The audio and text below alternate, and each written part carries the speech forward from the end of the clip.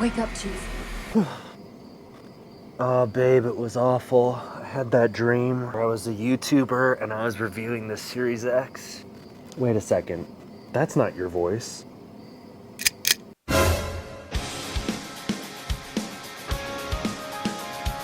Good evening, fellow Night Owls. Remember in 2020 when we all got new Xboxes and PlayStations? Well, neither did most of us, because it took about 2 or so years for the consoles to both be readily available in most box stores. Now that I have a Series X to replace my Xbox One, I thought about how I could cover the system in a way that hasn't been looked at so far. I mean, we are 3 years into the lifespan of the system. So in today's video, we're going to be talking about some of the features of the console that you might not have thought were there. And if you were deciding on buying a Series X, you might be unaware of some of these features. So first off, I do want to say, hot damn is this an improvement. When playing more modern titles on the Xbox One, I often experienced crashes and match disconnects and awful load times. This led to an all-around terrible gaming experience, and now that I have my Series X, those concerns are a thing of the past.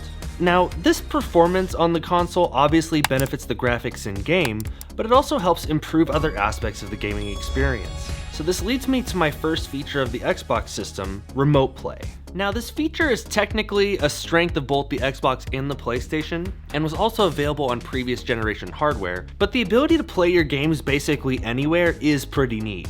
Not only can you pair a modern Xbox controller to your phone, tablet, or PC, whether it's Android or iPhone, and you can just play your Xbox games. And they honestly play pretty great. I have a decent router and I have just a little bit of screen tearing in some of the faster titles, but it's not debilitating in any sense of the word. Remote Play is relatively easy to set up. You just go to the settings and enable remote features and sleep mode. Next, you download the Xbox app and pair your remote to your phone. And once you log in, you're off to the races.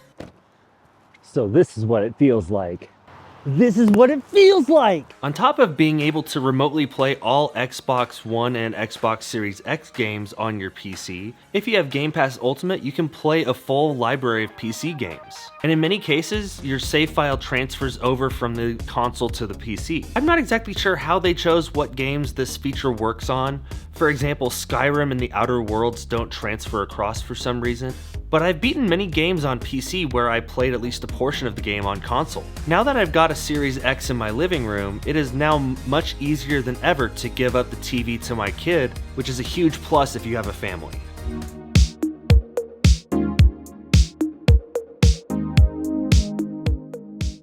Another area where the Series X actually beats the PlayStation 5 in Remote Play is backwards compatibility.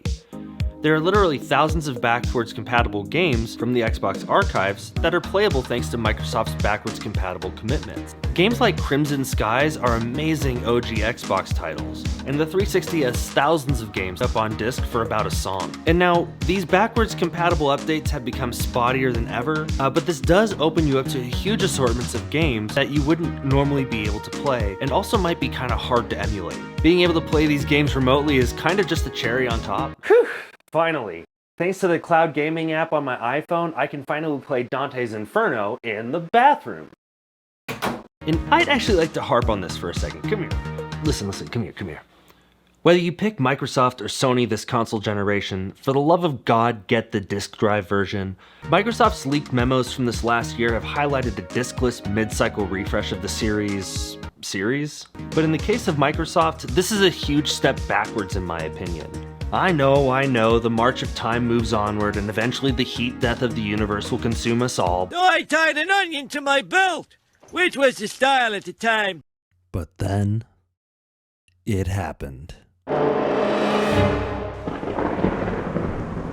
That's right, with the recent announcement of physical outlets starting to cut back on physical media, now I'm always on the lookout for decently priced games on disc. I found these in a random clearance rack down at a local mega chain, and it's honestly not that expensive to get a bunch of really solid games. I used to only buy games physically if it was the only way to play that game, but now I'm actually seeking out good deals on games. It gives me an outlet for topics here on this channel and ensures that I'll be able to play them as long as my Xbox work and the creek don't rise. The next feature that I feel like I should talk about is USB video capture.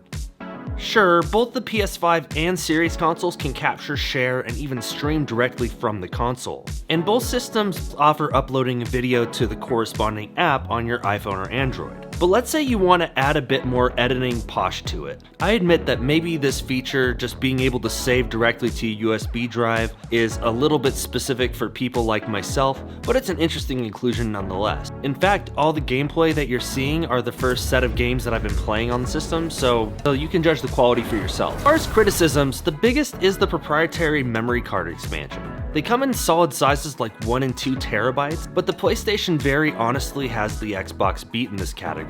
You can slap a 4 terabyte NVMe SSD in that bad boy and be set for some time. Even easily back up your game library to another drive just in case. The prices are also truly awful, and the very nature of the memory being proprietary means that one day they're just gonna stop making them. Microsoft has a semi-workaround where you can keep your games stored on an external SSD, but you have to move the game onto the system storage before it can run. This process can take some time, and while it's not the end of the world, given how fast the rest of the system feels, it feels odd to have to take a 20-minute break to move a file. Another is, I don't know, which console am I looking at? That's right, if these things look the same to you, it's because they are. I'm not deducting points for this because I get wanting things to be familiar, but it just doesn't look new. And as I said earlier, it tends to run a bit snappier than the Xbox One, so it feels new even though it doesn't look it. I mean, even the logo is boring. The name is boring and confusing. Have I mentioned that it's confusing? Okay, so first there was the original Xbox, and then there was the Xbox 360, then there's...